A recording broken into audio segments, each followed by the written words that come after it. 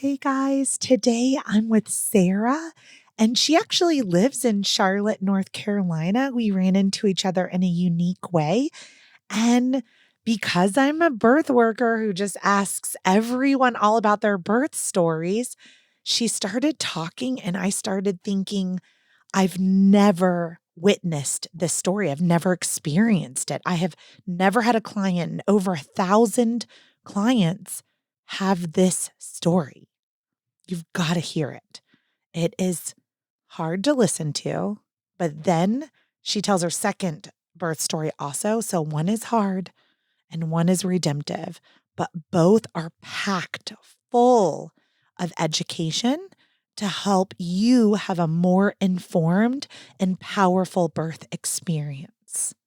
Thanks for being here. If you guys want to push pause and leave a review, that would mean everything to me. Thank you. Thank you for everyone who has left a review. Okay, let's get to it.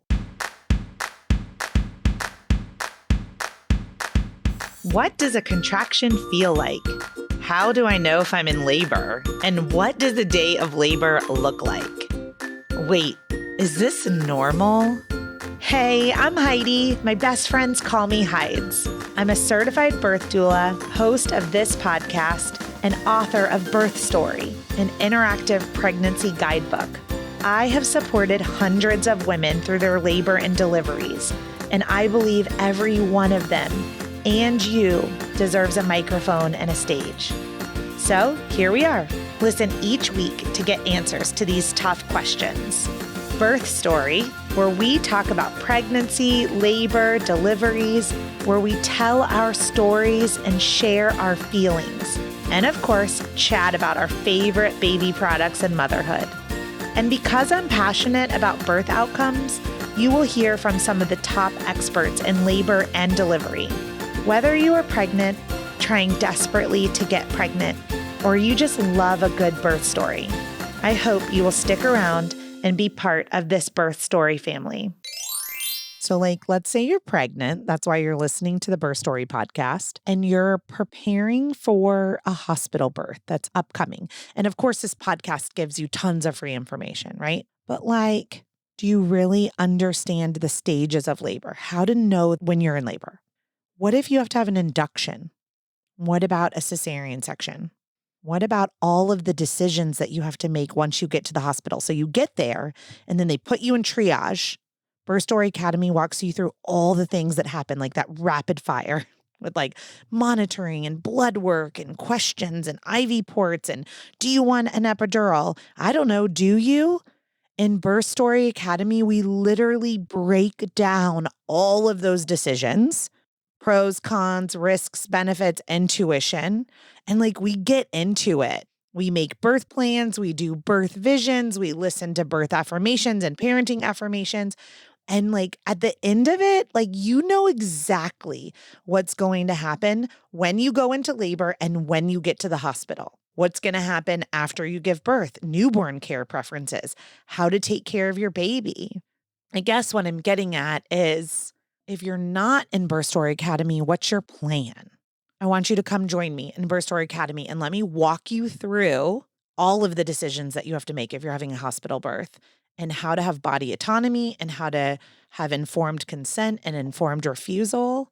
I'm going to teach you and your partner, if you have one, everything that you need to know about birthing in a hospital so that you can walk in that door with some swagger, with some confidence, wash that anxiety away, because you learned everything you needed to learn in Birth Story Academy and you are ready to crush that birth.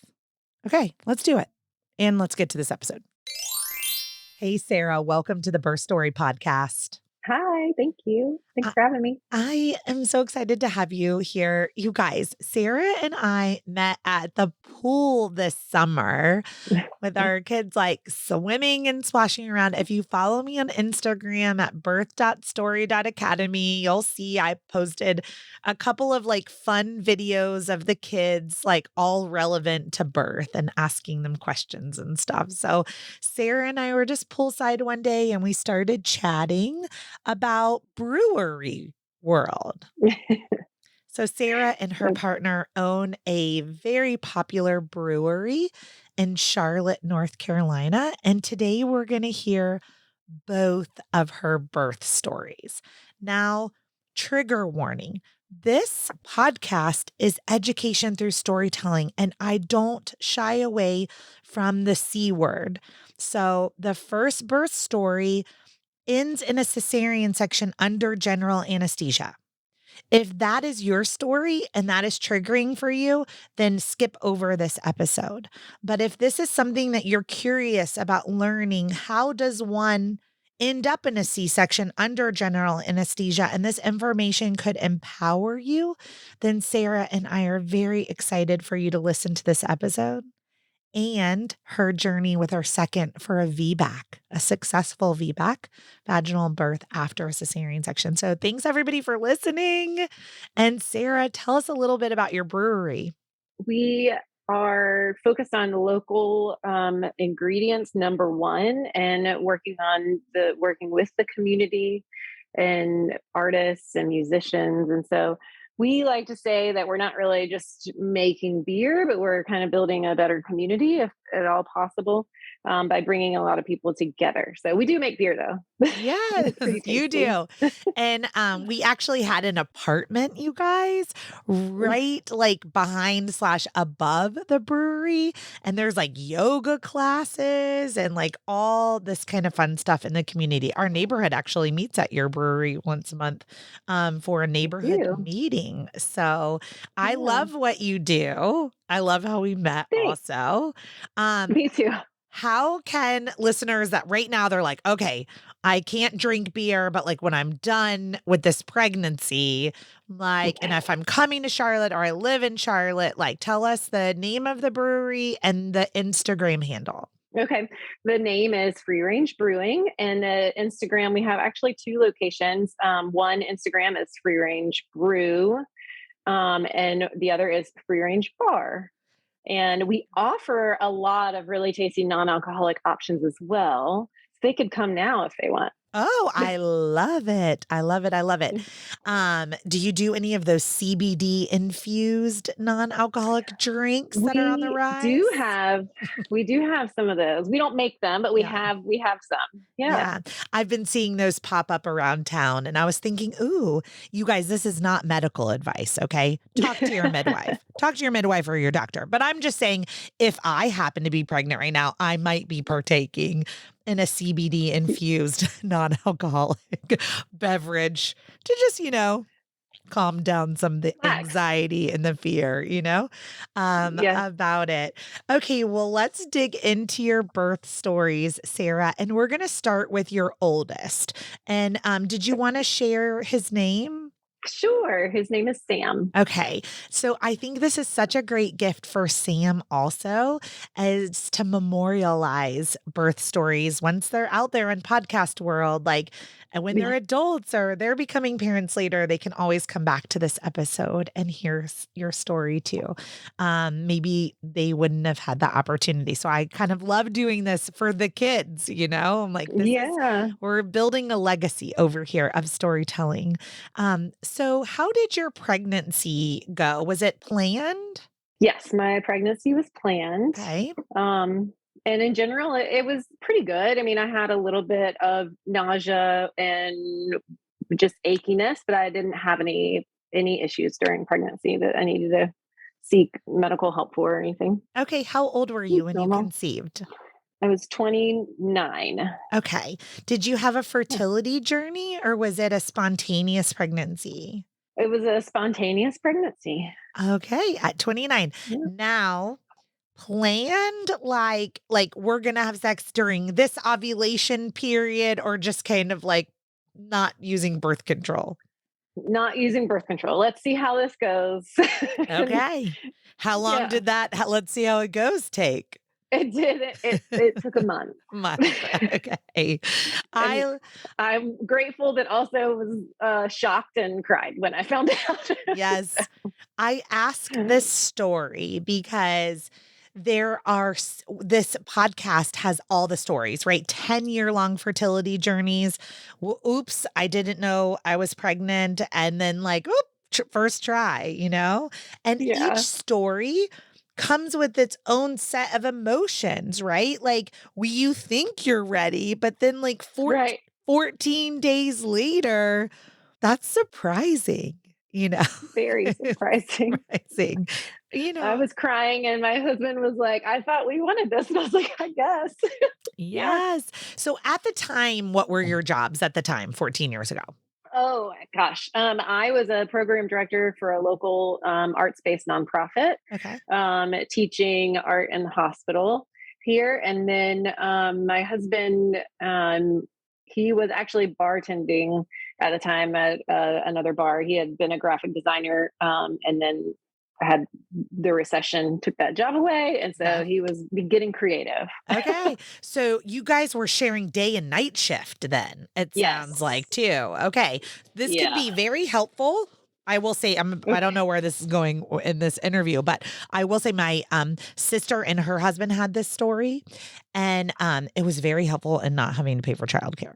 I'm not It, sure how helpful it was for their yes. marriage, but Yes, it had. I mean, that was definitely the benefit of that, and then it had the definite other challenges. yes, of like, when do you see each other, right? Right. Especially to have a Hmm. second baby, at some point. Right. Okay, so you're working these jobs, you find out that you're pregnant. Did your like employer at the time, like, did you disclose right away that you were pregnant, or is that something you wanted to hold tight? I'm very bad at keeping secrets. Okay. So when I walked in, just some of the people that were really close to me could tell right away. And so I shared it with them. And then I tried to hold on to it. And then about a week later, I was apparently eating food that was kind of not normal. Um, 2 hot dogs to be exact. And somebody was like, "Why are you eating 2 hot dogs? What is going on? Are you pregnant or something?" And then my whole face turned red. And so then everybody at work found out. And so I had to Yeah. call my boss. Was My actual boss didn't work locally with me, so I had to call her right away and let her know. I got it. Now, were you like previously a vegetarian and that's why like 2 hot dogs was weird? Or was it just like that was like not what you normally ate for lunch? I don't know. I was not a vegetarian, but I definitely like eat more like things that would be perceived healthier, I guess, than just hot Yes. dogs. And I had been on it was probably like the third day of the 2 hot dogs for lunch situation. Okay. So, Because you were eating like what you could eat and what your body like kind of and like. that salt, I Mm. really wanted crave that salt. So, yeah. And the reason we crave salt is so that it keeps our Oh, blood pressure up, right? So oh, our blood, like right away, our blood volume is increasing. And if by a natural state we have low blood pressure, like I don't even know, but I'm going to guess that like your normal blood pressure is like 90 over 60 or something. And then we yeah. get pregnant and it starts to, we get those stars and we get kind of woozy. And it's because our blood pressure is dropping. So our body Oh, naturally craves a tremendous amount of salt, which lets us retain fluid throughout our pregnancy, which then helps with not feeling as woozy and dizzy. And who it's knew? in a, you're if you have high blood pressure, it's the opposite. You'll be craving a ton of fruit, watermelon, grapes, things that move the fluid off of your body so that your blood pressure doesn't get too high. So, isn't that cool? That is really cool. Our Yeah, bodies are because then I moved into a phase of where I literally ate a watermelon every 2 days. So this is interesting. Where yeah. apparently I salt loaded at the beginning and Yep. moved So on. That's cool. use a blood pressure cuff if you want, you guys. But the biggest thing is just listen to your body and pay attention to the cravings and make sure that you have access to like nutritional food if possible. It's so your pregnancy went along pretty uncomplicated. And Yep. when did you well, I'm skipping ahead because maybe you had an induction. I don't know. Did you go into Oh. spontaneous labor? Yes and no. Okay. I had a timeline because I am a very structured person, and my cousin was getting married, and I needed to make his wedding in Philadelphia. Okay. And so, when I hit my due date, I went to the acupuncturist and asked them to do some things that would help move it along. And we did that. And then I went back a week later and I said, well, that didn't work. Let's really move it along. And by the time that I left, it was like 2 o'clock. by 9 o'clock that night, I was straight into contractions, and they went really fast. And so I did get induced, but not by the hospital. Yes. Yeah, But yeah, my yeah. contractions were every like 10 minutes. And then within 30 minutes to an hour, they were 3 minutes apart, 1 minute apart. So my Okay. body responded. Yes, it did. Okay, so this was around 41 weeks gestation? Yeah, yeah, around 41, 42, right in between. In between. Okay. Yeah. So the Hmm. average gestation for the first time birthing person is 41 weeks and 1 day. So 50% of everyone will deliver after 41 weeks and 1 day. 50% will deliver before. So, like, Sarah, when doula clients call to hire me, like, literally their welcome letter, like, the first thing says is, like, stop. Tell your whole family that they got your due date wrong and that it's 8 days beyond what. After. Yeah. So, like, if you told everybody you're due September 1st, call them back and tell them they changed your due date to September 9th. Like, trust me, you guys that are listening, this Yeah. is like critical information. So, because like Sarah, in between 41 and 42 weeks, and she had to encourage well, you didn't have to, I guess it was a choice, but like to Right. encourage your body, if it's ready, the encouragement will be received. So, encouragement like acupuncture, drinking castor oil, having sex, having orgasms, using evening primrose oil, dates, red raspberry leaf tea. You guys know all the induction stuff, right? But like if you're like Sarah and you just give your body a little encouragement and it receives it, it was ready. You can give your body all those things to encourage it. If it's not ready, like you weren't at 40 weeks, your body will say, no, thank you. We're not ready here. So, Yeah. so the little encouragement with the acupuncture really worked for you. Okay. So you go into labor and it's every 10 minutes, but you've never been in labor before. No. This is 14 years later. This is a reason I'm asking Sarah, you guys, because you can remember it like it was yesterday. Oh, yeah. So, what did it Hmm. feel like? It definitely felt, at this point that we're talking about, I was more excited and just ready for it to Okay. happen. And so it was like a little bit of like a burn, like a lower back burn is was the beginning of it. And I was like, this is Okay. it. Uh That huh. hurts. But it's And coming and going, you know? yeah, right. And Yes. then, I mean, and then it quickly changed. And when we were driving to the hospital, it was that like wrapped around my whole middle, tight, couldn't breathe, cramp Yeah. feel. Yeah. So it happened fast. Did you like, I know you said you were eating hot dogs, but you were kind of more of like a more conscious person about your nutrition in your Yeah. body. Were you planning to have a medicated birth or an unmedicated birth or kind of like a wait and see attitude? Like, had you taken any birth classes to prepare? Yeah, we took some birth classes. My mom had both my brother and I at home births back in the 70s, and with a midwife. And so I kind of wanted to do that, but then also was terrified. So I was trying to go into it as we'll use the hospital. I'll hold off on medication until, maybe I don't want to. So my goal was to do a natural birth, but I always knew that the option was to accept medication if I Yeah. just was too anxious. Yeah, and it's so tempting because it's, like, right there. Like, you're literally Yes. like if you're at a hospital birth, I mean, like, literally the epidural machine is sitting next to your bed, like, saying, "Hello. Yeah. You can use me whenever you wanna use me." I mean, it's, like, it's a really big temptation. If you aren't fully Yeah. committed, I always say, if someone goes into their birth and they're not fully committed, like how as committed as running a marathon, right? Like, like Right. you're gonna cross the finish line, you're gonna go, I don't even know, 26 miles or whatever, like you're gonna do it. It's not gonna happen, like you No. have to be like fully committed. Um, so you're 2 or 3 or 4 minutes apart, I guess, and you guys are headed to the hospital. Um, like what is your husband doing at this point? Like, is he like He's cool as a cucumber or freaking out? No, he's pretty cool under pressure. He Okay. just gets quiet. Okay.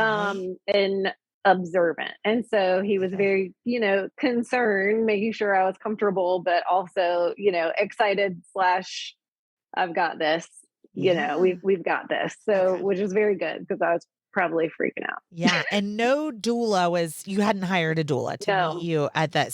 no. So the pressure was really on your partner, like you yourself and then your partner and like maybe hoping for a great labor and delivery nurse, Right. right? Yes. Okay. All right. So you get there. You get all checked in. So Yeah. how does it go? I mean, they checked us in and it was kind of a slow, once we got there, things kind of slowed down a little bit. And, Mhm. in hindsight, I would have waited, not gone straight to the hospital, but we thought this baby is coming. Yeah. And so things slowed down. My parents actually arrived and came and hung out in the room with us, which was nice, but also, hindsight, then I was worried about them Yeah. rather than worried about how, how we were moving on. So we had a little bit of chill time, but I never like fell asleep, was never that comfortable. Okay. And we had probably several hours, and a new nurse came in that unfortunately kept telling me that I was too anxious and it was never going to get better unless I did the epidural. And that Mm. my husband was not doing a good job calming me down. And so that kind of shifted kind of the mood of the space because we were hoping for a supportive labor and delivery and it was just us and this island. And she kind of turned it a little bit on its head for us Yeah.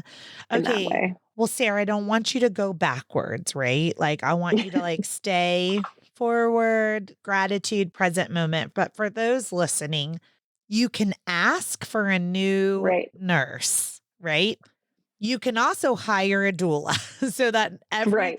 like we kind of, if you don't hire a doula, I always recommend having a sister, a friend, a cousin, someone who knows that their role is to advocate, support, calm, that's outside of just your partner because we've never done this before. We don't know how anxious we're going to be. We don't know if our partners are going to like rise to the level that we need them to rise to. That's a lot of pressure, you It know? is. I will never forget like birthing mine and I'm thinking like, "Hey, I need you to be my lover, my best friend, my confidant and my doula. Like I better have a good Right. birth and you better make sure, a lot of And you've never done pressure." it before. Yeah, I mean, like and they're like reading books like, what? Right. So just so much pressure. So I totally understand. But if anyone finds themselves in this situation where maybe you didn't hire a doula and you get into that birth space, like, and you and that labor and delivery nurse are not on that same page, you can fire your labor and delivery nurse and you can ask for another one. They've gotten much better over the last 14 years. I will They say that. well, and so one of the saving graces is that they did a shift change. I finally gave in and was like, "Fine, I'll do an epidural. You're saying this is what I need." And then they did a shift change and we had the most lovely nurse. Okay. And that was the point where I did realize I was like, I could have asked, we could have asked for this. And so those are those things where afterwards you're like, okay, if I had Yeah. prepared, myself to know that you can change it up. Yeah, You don't have to be stuck with exactly. the person that's not vibing. So So it was about hour 18. I mean, that's a long time to be in labor. yes. And also often it's the exhaustion, not the Yeah. pain that drives or the anxiety, not the pain. Right. Most people that get an epidural are not like, "Oh, it was the worst pain of my life." They're like, "I was so tired. I just needed to sleep. My anxiety was through Right. the new roof. I just needed to chill out." Lots of reasons to utilize interventions besides like pain management. So it Right. sounds like you're on that page. When the epidural went in, did Yeah. you feel instant relief on both sides? This is funny. I don't actually remember feeling I never felt fully numb. But my blood pressure crashed. And so Okay. I mean it got in there and did it. And I definitely lost feeling, but I have other friends that said that they felt like a little itchy or the tingle and I don't and lose that feeling. And I don't really remember it being as severe. So Yeah. I just kind of crashed, and then they got my blood pressure back. And then I did sleep a little bit at that point, and so that Yeah. was what the epidural helped me rest Yeah. Well, more than anything. so we already talked about you like I not even your doula, and I already knew from your diet, right, that your blood pressure was already running low. And so we can try to bolus fluids in advance of an epidural to kind of dilate the veins, right? Like try to, but but essentially there is this vasodilation, vasoconstriction that will cause the blood pressure to drop with these medications. And so you try to like offset it with fluids, but like in salt and Yeah. fluids, but essentially it's very normal for it to drop. If it drops so low that you're symptomatic, like, "Ugh, I want to throw up and I'm like, don't feel good." Sarah's like nodding, like, yeah, that's how you're Hmm. feeling. The most commonly used drug is epinephrine. So there are a couple of different medications they can use, but I think I myself had like 3 doses of epi to try to get my blood pressure to like stabilize. So, Oh yeah. epidurals are great when they go great, but like it's really important that we know that like you can get an epidural, your blood pressure can tank and you can pass out and have to have several doses of epi, which isn't like the most cool thing to do to your heart, Right. also pumping your body full of adrenaline essentially like to get your blood pressure back up. But eventually after a couple doses it'll all stabilize and your body will kind of accept these medications are in my body and this is Right. how I need to perform. Now, you had mentioned the way you were feeling those sensations. Some people will be completely numb all the way to their toes and they can't even lift their legs. Could you lift yours? Yes. So, like, Yeah. I feel like I could like scoot around, Move and and stuff. yeah. Okay. Hmm. So sometimes there's no such thing as like this walking epidural or like a light epidural. Sometimes we can convince anesthesia to turn the dosage of the epidural down, like in pushing, but typically it's a standard dose that goes in the United States based on height and weight. Okay. And it kind of goes in. Everybody's different. Some people are going to be like numb, can't feel anything. Some are going to be numb on their left. Some are going to be numb on their right. I mean, like this poor anesthesiologist is trying to work in this like very tiny epidural space while you're like hunched over and like magically everyone's not going to have the same experience, right? So yours was a little lighter. You're probably feeling a little bit more than you wanted to feel. Okay. Yeah. Did you get fully dilated with the epidural? I did end up, yes, fully dilated. Okay. And then also pushed, got to the point of pushing. Okay. Um, yeah. And so that was actually going really well. And then I really couldn't feel I couldn't feel the contractions at that point, nor did I have an urgency to push, like the need to push.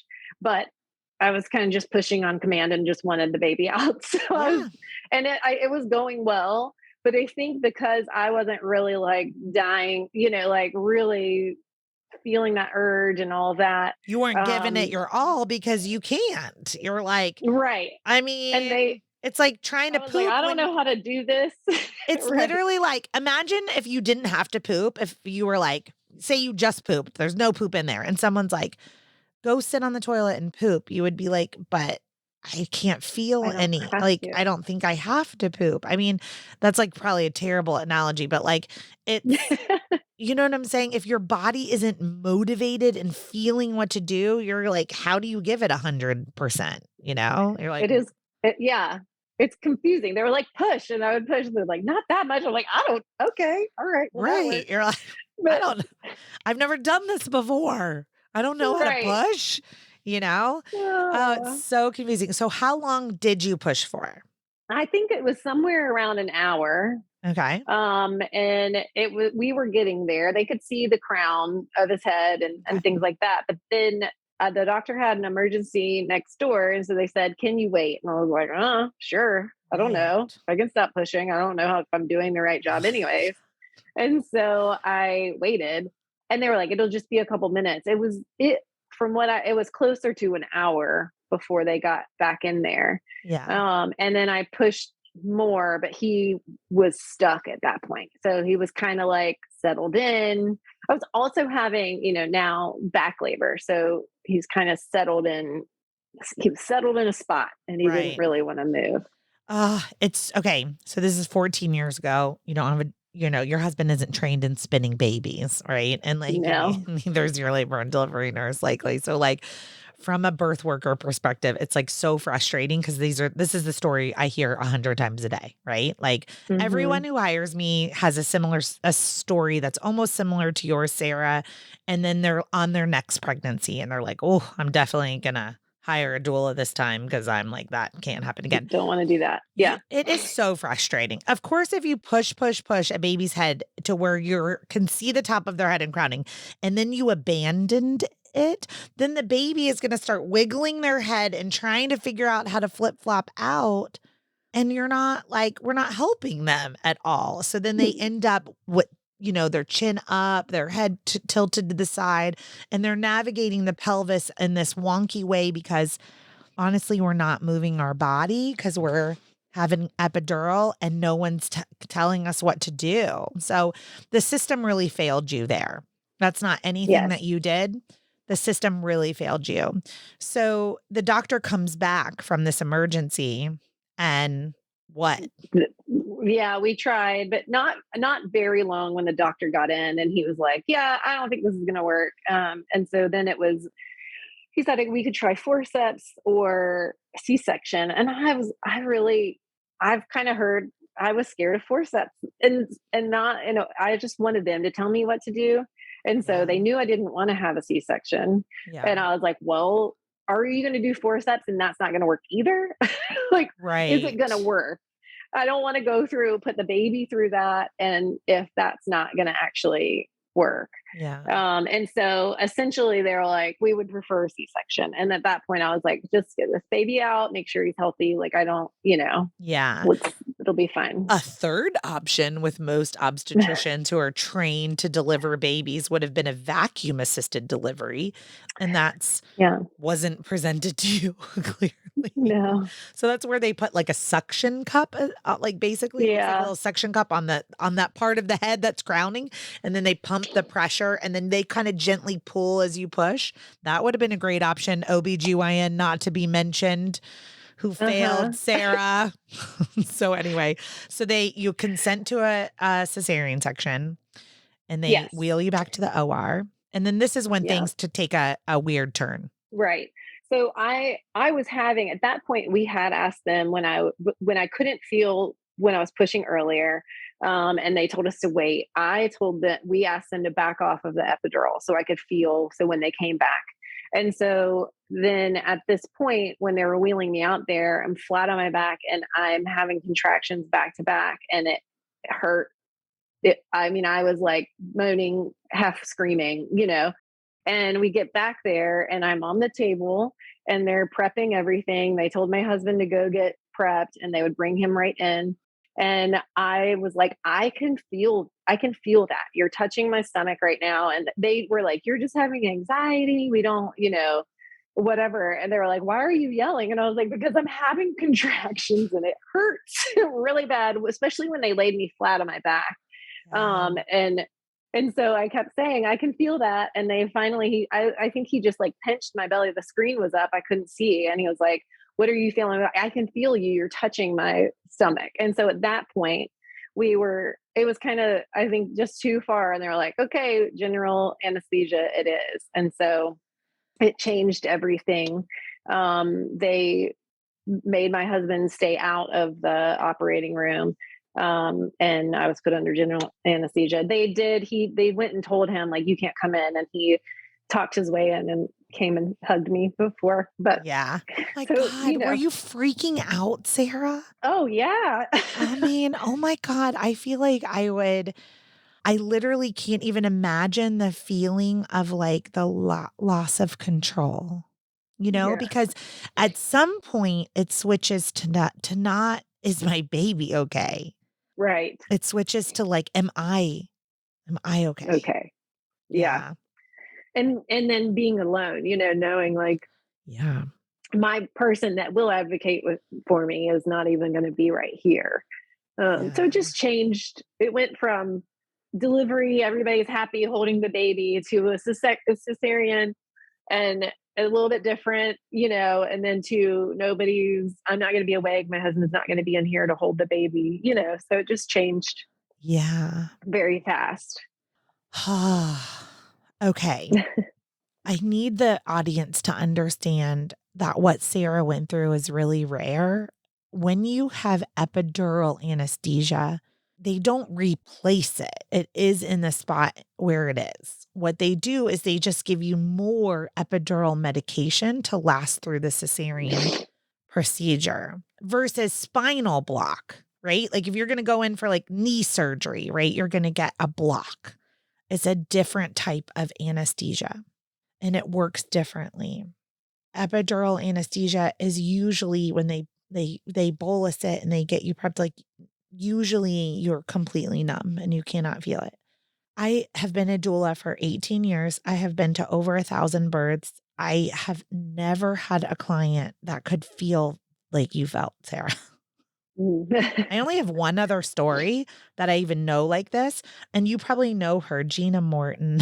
She's she's like in our area or whatever. And our Oh. kids are probably similar ages and she has a very similar Oh, story. well. So it's like even in talking to people, this is a very unique and rare story and super scary and all your feelings are valid. Like all these tears that you're releasing, Sarah, and it's been 14 years, like that's normal, you know? Yeah. Um, Yeah. so with my doula clients, I do this exercise called completing the birth. And I feel like I would love to do it with you if you want to do it. It could be Sure. really Yeah, that'd be healing great. before we get to your next birth story.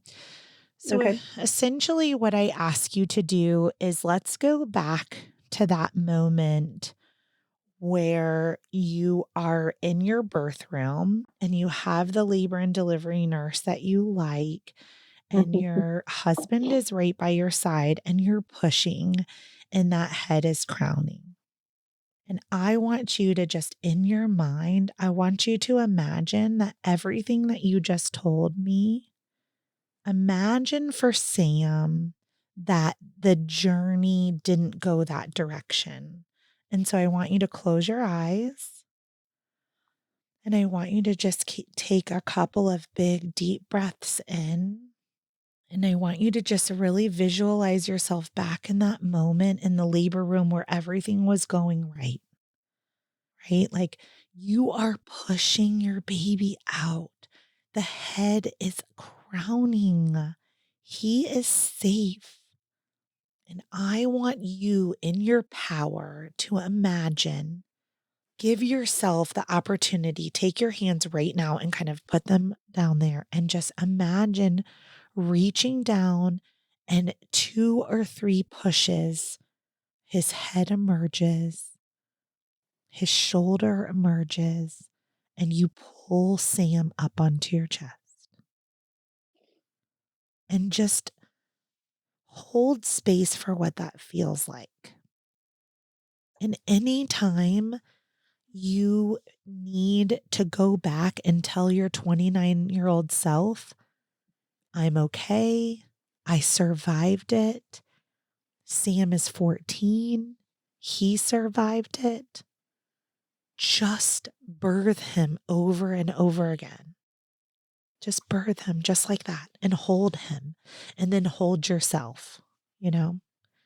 And we can create a new neural pathway of healing when we envision completing the birth. You were right there.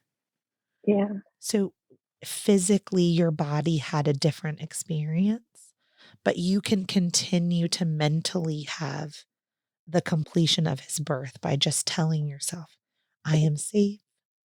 Sam is safe. That was 14 years ago. Everyone was okay, and just kind of keep healing yourself with just give yourself those last few pushes and pull them up into your arms. Yeah. So Thank you. I know that you had a VBAC, which is like, Yes. I mean, Sarah, you know, there's something to be said for a scheduled cesarean section. It's like, Yes. control for you said like control. What'd you say at the beginning? You're like, I'm kind of like a I'm a timeline scheduler. control person, Right. scheduled. So I'm like, there's something to be said for a scheduled C-section. What Yes. what made you change directions, switch hospitals, get a doula, and say, I'm gonna have a VBAC? The way it all ended, and with it, it was so kind of traumatic. And I didn't wake up for hours and have that moment with my baby and until later. And so I kind of gathered up more strength and understanding my body and what I'm capable of, and decided that I wanted to do it different. I also, the C-section, because I was healing from pushing and a C-section. And so I had kind of decided either I'm going to deliver this baby vaginally or I'm going to do a scheduled C-section. And I really, and so that was my biggest concern is, oh no, I don't want to do this again. But and I really kind of found some strength in I can do this the other way. It'll be okay.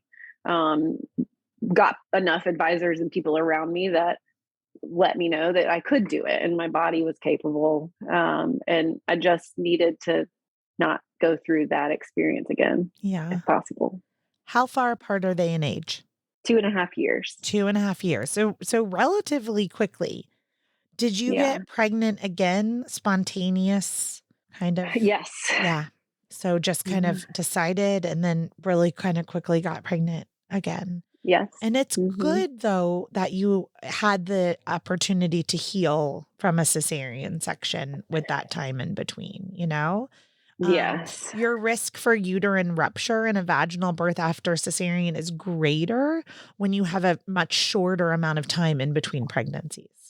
But Okay. if you Yeah. have, closer to 2 years, your body has had this opportunity or your uterus has really had an opportunity to heal. Hmm. And we see the risk of uterine rupture be decreased.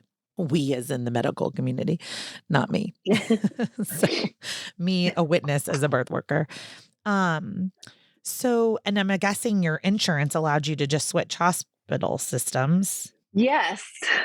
Wait, maybe. We ended up paying so much money after the first one anyways that Yeah. we kind of so yes, we were able to switch hospitals, but I Okay. did have anyways. We ended up about the same. I had to pay more out of pocket for some things because we had added the doula and because we worked with the midwife. Okay. But we actually ended up about the same financially for both births. Okay. How did you find your doula and your midwife? My doula was a friend of like my family. Okay. And so we just reached out to her right away. Where was she And 2 years earlier? Friend of the I family. know she was probably not practicing yet, or yeah. Who knows? I'm I like, I I'm think like, I all felt right, like more friend. confident. Yes, okay. I'm like, friend of the family. I'm like, where was she 2 years earlier? So Yeah. that's pretty cool because you already had like that safety and security of like, okay, people we know and love know this person and trust this Yes. person. Yeah, that is very important in your relationship with your doula. And then did Yes. she help you find your midwife or how'd you find your midwife? I think so. I'm assuming that she probably helped connect us. And it could have been other friends. I don't remember that detail, to be honest. Okay. So this is like 11 years ago, right? Right. Okay. Well, So yeah, 11 and a half. Yeah. yeah. Okay. So what I know about the area in which we live in is right about 11 and a half years ago. I mean, somewhere between 11 to 18 years ago, getting approval for a VBAC wasn't like standard of care. No. It was Mm-mm. like, I mean, now standard of care, hands down. Like Huh? they're going to encourage you. If you've had a C-section, they're going to encourage you, okay, to go for a Great. VBAC. 11 years ago, not so much. So I'm assuming that you really had to go in and advocate for yourself in these appointments that this is what you wanted. Yeah. So I began going to my old like practice. And when they were very clear that you will not have a VBAC with us, we will not they were like, if you want to try, you can come in, but you're going to end up in a C-section. And I was like, well, that's the same story that I just Yeah. experienced. That's so And so that's gross and where creepy, right? it was really, really frustrating, really Mhm. frustrating. I love that you And said frustrating and I said gross. all of the above. I Yes. mean, there's so many things that are now I'm very glad that that's not how it was. And I was like this weird person that used acupuncture and wanted to change my diet to help, my body. And now that's just normal practice. But so, yeah, so we had to go. And then the doc, basically the way that I was able to do VBAC at the hospital we went to is that I had to have this midwife. Okay. And then the way that they were able to talk the hospital into taking me was that they set up telling the hospital she attempted at home a home birth, but needs to come in now. Okay. And so then they would, so they kind of assisted me getting there and getting approval essentially for the VBAC, Okay. I love which was it. interesting. I was going to say, I'm like, as soon as I'm putting the timeline, I'm like, listen, I've been a doula in this city for a long time. And I'm like, this was not so easy 11 years ago. So I'm No. so proud of you. Like, bravo. Bravo. When we're offline, I'm going to ask you for the specific names of these people. I need to know who to hug next time I see them. Okay. So now we know you're having this VBAC. We've got our plan. You've got a trauma-informed birth team, right? Yes. Meaning like they know what you've been through. They're informed. You Right. don't need to retell your story, and they're there to protect you and to support you and to Right. push you. Yep. So now things I know about a VBAC back then. Yeah. It's so funny because now they're like, yeah, come on in and we'll induce you for your VBAC. Like back then, no. Oh, It was wow. like, you must go into spontaneous labor. So, so I'm going to ask you that question because I know with a definitiveness, you had to have gone into spontaneous labor. So what gestation were you? I was probably like 40 and a half weeks. Okay. A little bit Yeah. sooner than the first. Yeah, a little bit sooner, but I was in no rush. I made sure that I didn't commit myself to doing anything for months after this baby was due. I was not going to put that pressure on myself. So, yeah. Okay. yeah. Were you going to do acupuncture this time? No, I decided to let my body do it. 100%. Just do what it needed to do in its own time. Yep. All right. Yep. Now, how did it begin? How did your labor begin? It was kind of lovely. I mean, it was just, we were just had a day where we went to Target and we were walking around and I was like, I think I might have contractions. And they were kind of easy, the easy burning feel, and we had some things that we had to do around the house. Our son that was 2.5 at the time, must have not been with us that day, because we went to Target without a toddler while I was in labor. And then later on in the afternoon, we were like, I was watching my husband do some stuff, add some stuff to the house for the baby. And I was laying on the bed like, yeah, this doesn't really feel that comfortable. And so then at some point in that evening, and I mean, I could look back, I don't remember what day, it must have been a day of the week where our oldest son was at school or preschool, because he was home later in the evening. Later in the evening, we called our doula and I said, I think I'm actually really in labor. And she told me to take a hot bath and it'll either stop it or get it going. Yeah. And I did. And immediately I was in that bath for about 2 minutes. And I was like, oh, yeah. Yep. This is it. No turning back now. Yeah. Did she come in labor with you at home? She did. We were trying to hold off just as long because the first one was so long that I assumed that this one would be similar, but I wasn't really taking into account the whole day that I had labored while walking around and doing chores and all of that. Yeah, you've and so already been in labor for 13 hours. Right. By bedtime, right? Like it's right. 13 hours in your labor. Right. Yeah. Yeah. And so we did call her because I was like, this just feels really intense. Like I feel like this baby is here, but also knowing I have a high anxiety, I didn't want to jump the gun and run over to the hospital and then have to be there for another day, you know? Yeah. And so she came over and she was like, "Yeah, I think it's time for you to go get checked." And I really Yeah. needed that kind of encouragement because I was like, I don't know. I've never done this. I had Yeah. never labored in this way. It was all very new. Mhm. So it was 10, 10:30. So it was 9 when I was definitely like, oh, this is labor. And I was had the overwhelming pain where it ended up by just becoming meditative. And I got in the zone I had no idea I could Yeah. get into. And my husband's perspective was that like I was miserable, in my perspective memory of that is that I was like very peaceful Yeah. but making a lot of noise. A lot of sounds. So In my childbirth education classes, like in Birth Story Academy, I teach the partners like when your partner is screaming out, when she's vocal, when she's roaring, she's in her power. She's not in her pain. And it's yeah, really like nailing that home because I'll see partners just flip, and they're so scared because they're seeing you primal. We're right. usually all we're usually all put together, our hair is curled and our makeup is on and our cute outfit and whatever. And this is like roar, Yeah, primal. And partners are like they almost aren't, our society isn't used to seeing women, birthing persons that powerful you know? yeah. And it's like, I kind of think it's like the patriarchy that's like, oh, she's in so much pain. I'm like, hell no. She's in Quiet her her down. power. She might also be in pain, but she's in her power. She's handling it. She's strong. She's a beast. She can do it, Yeah, So you kind of it went was into pretty labor crazy. land, which you didn't get Yeah, into in your first because you had an epidural. So it sounds like you never kind of got into like that labor zone where your body takes no. over.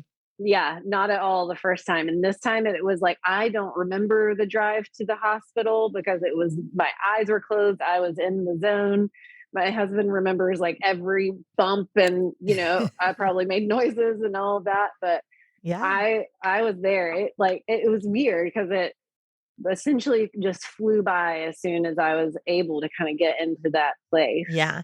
Okay. So now the plan was when you got to the hospital, did I get this right? That you were going to be like a air quote home birth transfer. Yeah, so we did it interesting. The hospital, the doctor's office where the midwife practice was right beside the hospital. So we actually went. She met us at the office, Okay. checked to make sure because the whole deal is if you're not exactly ready, then you can just walk around here, labor here, and then we'll take you to the hospital when it's time. And we Okay. had to take an elevator. I do remember that because I had to get out of the car. I had to walk to the elevator, and we got up in there and got to the office. And she checked me. She was like, "Oh yeah, you're ready. It's Were you time to complete? go." Were you 10 centimeters? Yes, Oh I my was done. gosh. She was probably freaking out. Yes, She was probably like, "Oh yes, my God, we're gonna have this like secret VBAC in the in yeah. the office at 11 p.m. when it's not even open."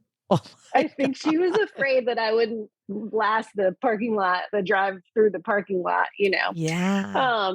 So yeah, so then we got to the hospital and our doula met us at the hospital. She kind of followed us along the way.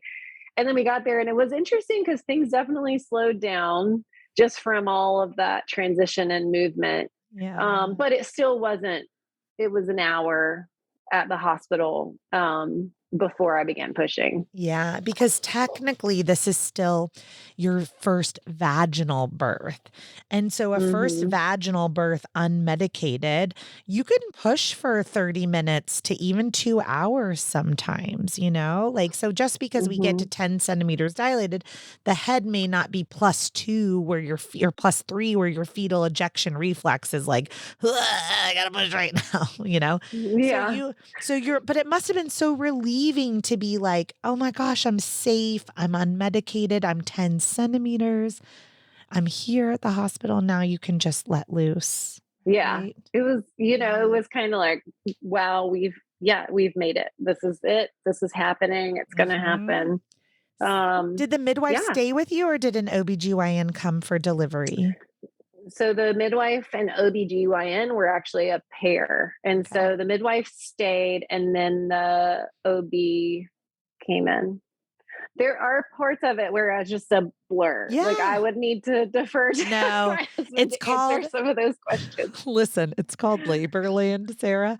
And I kind of like love it. I have this moment almost all my labors where like we'll have someone in the middle of the transition and they're in their power and then they're like, maybe they get a little snappy with their partner and they're like, rah, and the partner gets all sensitive and I'm like, she won't remember any of this. Like Right. let it go because she won't remember it. And don't remind her of that. You know what I mean? Either. Right. Um, there's a saying that says that we go into labor land and that we go out into the universe and we grab our baby's soul and then we bring it back and then Oh, we birth, because oh, yeah. there is labor and then there is this weird period right in transition and right before pushing. And then when you start pushing, it's like you're wide awake again. You're like Right. totally present, wide awake. You've come back. The soul is in there and you're like, ready to birth, So Yeah. this time I'm assuming you felt the fetal ejection reflex. Yeah. I was ready. Yeah. It was time. Yeah. So So, your body just started pushing on its own. yeah. Yeah. Yes. Yes, it was time to go. And they had to tell me to slow down. And I was like, I mean, you can try to stop me, but But it was this hard. is happening. So, What position were you pushing yeah. in? I started in a tub, and then I was like not comfortable at all. I just Okay. had to get out of there. And so I think, I don't know. I was on the bed. The bed was on an incline, and I was between like kind of hands and knees, and then on my back. So I was. I don't honestly remember which way. I think I might have been on hands and knees Okay. when he actually finally came out. But like you guys listening for VBAC, ding, ding, ding, ding, ding. Sarah was moving her body, right? Yeah, And when we move our body, the babies fit. They yeah, come. They and come. How redemptive. Did you get to reach down and kind of pull him up on your chest and hold him? I think that they did. Yes, I think that I did. This is so. Yes, so it's interesting. So yes, I got him, and I had him, and then my blood pressure tanked again, and so I had a moment where I had him for a minute, and then I was like trying to communicate, like I might drop him. And so obviously I have some issues with my blood pressure that I wasn't It's called being aware of, healthy. but Low blood pressure is called being healthy. It's a good okay. problem. You don't want to have high blood Yes. pressure, right? Like Okay. low blood pressure, we can deal with salt tabs and hydration, Yeah. And And I was very dehydrated. So it's funny because I do remember this birth and I remember, but there are minutes of it where I'm like, I don't know. Did they hand him to me or did I grab him? I don't know. I know yeah, I had him. right, And then I also know that he was beautiful and every moment I ever wanted. And then I was afraid I was going to drop him. So I had to like right. get somebody else to hold him. So right after you give birth to the baby and then to the placenta and I'll tell you this. In today's world in Charlotte, North Carolina, at this hospital that I know we're talking about. So like if you're listening in Kansas, it's going to be completely different. But we have fought so hard in our community to make sure that we do not clamp and cut the cord until it stops pulsating. We don't tug and pull the placenta out, but back then they probably rushed because you're a VBAC, they may have rushed the placenta out. I think we all I did it. asked specifically not to do that, to Okay. not rush it. And so we waited until it stopped pulsing. Oh my God, I And love this advocacy.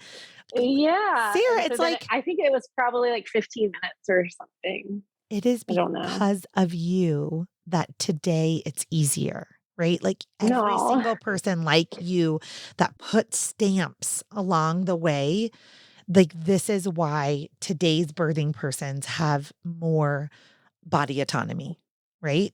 Because repetitive actions of people asking for what they want. Ah, this Yeah. makes me so happy. Okay. So 15 minutes later, your placenta emerges. Yeah. And Well, then I hemorrhaged pretty badly. Okay. And so that was when I really kind of I tanked. And so I think it was probably attached, a little bit to my old C-section scar. And then I used to teach at art in the hospital. And so I knew it was a problem when they were squeezing the IV bag to try to Get your hydrate me. fluid. And um, so it was a little, scary again Did you for stay that conscious though? time. Did you stay conscious? I did. Yeah. I did stay conscious. And I Okay. really, when I saw them squeezing the bag, I said, I'm scared. Please tell me what's happening. Yeah. And they explained it. They were like, well, your blood pressure is really low. You lost a good amount of blood. We were good. The bleeding has stopped, and so they informed me, which was really important for just knowing, Oh, what was happening to my body. yeah. And so I knew my baby was safe. My husband had him. And so I was like, what now? Am I okay? And I did. I mean, I probably, within 30 minutes, I probably felt way better. Okay. And like that experience didn't even happen with the hemorrhaging. Did they have to do a blood transfusion? They did not. I was pretty close. I probably should have advocated and asked for one. Okay. It can Because make you feel better. it took me maybe a month or longer to have that energy that I realized later. Maybe I should have asked for the blood. So this is really important. I'm so glad we're bringing it up. I actually hemorrhaged with my first, and that's because we talked about, he was almost 11 pounds. And, so big baby, a VBAC, there's a slew of things that put us at risk for a postpartum hemorrhage, right? A long labor, an induction, a big baby, a previous hemorrhage, a VBAC, and there may be a couple others, but that puts you at a higher risk for having a postpartum hemorrhage. If you're borderline, take the blood. Because you'll be so short of, it's like you're short of breath and you're tired because your hemoglobin and your iron and yes, within 3 or 4 or 5, 6 weeks, your body will bounce back and restore everything. But I'm like, man, I wish I would have taken the blood so that I could have had more. Because then I had to go home and take care of a baby and I had no energy. So, and you had 2 babies with this. So, yeah. Or you guys encapsulate your placenta, because that's another thing that can raise your iron and your hemoglobin very quickly in your iron stores, is the placenta encapsulation. So what I wanted to tell the audience, Sarah, about your story and your postpartum hemorrhage, a postpartum hemorrhage is defined when you lose more than 500 mLs of blood. Now, that is what you would donate at the Red Cross if you were just to go do a donation. So if you lose 650, technically that's a hemorrhage. It's a severe hemorrhage when you're over 1,000. So I'm going to guess with your blood pressure tanking and all that, you probably lost 1,200 or, something like that. I have no idea. I don't know either, but I'm going to guess you were around 1,200 or something like that. If it was your hemoglobin was dropped so much that you almost could have had a blood transfusion. But here is how to be proactive if you're having a VBAC. 2 IV ports. An IV port for that fluid and an IV port for blood if you need it. Because if you start to hemorrhage, the very first thing that your body does is clamp down your veins to help you stop bleeding. How smart is our body? You know how hard it is to get an IV in your vein when it's clamped down? Very hard. So proactive care would be, it sucks, y'all. Who wants an IV port in each one of their arms? No one. That's terrible. But that is something that you could consider, everyone. So I would recommend it. Talk to your doctor or your midwife. I'm always like, this is not medical advice, Well, no, mine was, I didn't have an IV because when I got in there, everything was happening so fast. So they had not put one in. And then they were trying to find a vein, during all of that. So I wish I had, because they asked me if I wanted one. I was like, do I need one? I don't know. So that's good. That's a good tip. Sarah, this is where science is ever evolving. And it's probably stories like yours that went into the data that now dictate these kind of recommendations, right?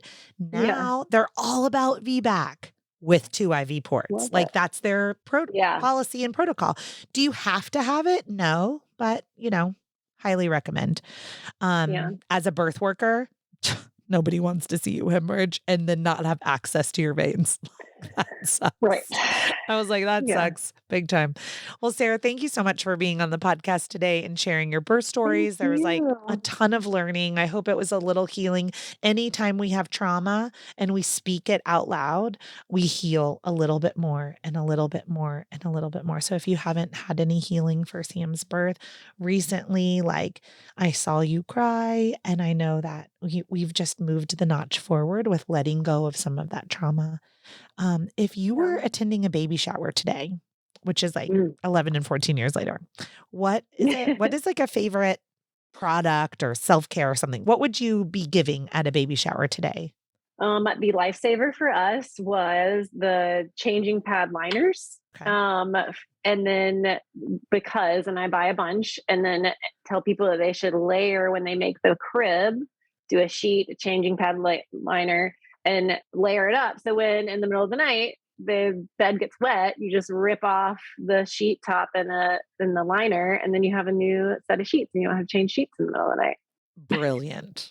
I did not do that when I was a mom. I'm still a mom, but when I had like baby, I was Little like, ones. when I was a mom, when I had little ones, I did not do that. And that is brilliant Yeah, because because nobody wants to put a crib sheet on in the middle of the night. and by the time you do that, now you're wide awake and you're like, man, Yeah, might as well stay awake till the next feeding because I can't fall asleep. that's right. So that's a Yeah. really good tip. I will put everything for Free Range Brewing into the show notes so that if you guys want to connect with Sarah there, you can. And Sarah, I look forward to seeing you in the community and at the pool and continuing Same. our friendship. So thanks for being on today. Thank you so much. Thank you for listening to Birth Story. My goal is you will walk away from each episode with a clear picture of how labor and delivery might go, and that you will feel empowered by the end of your pregnancy to speak up, plan and prepare for the birth you want, no matter what that looks like.